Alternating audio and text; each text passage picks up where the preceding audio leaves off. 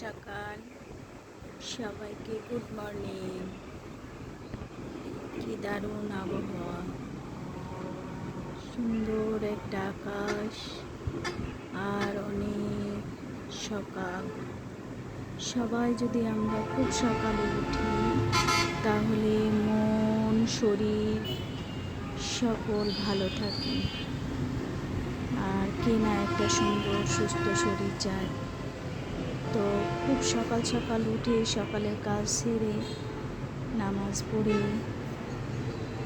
তো হাঁটতে বেরোবো।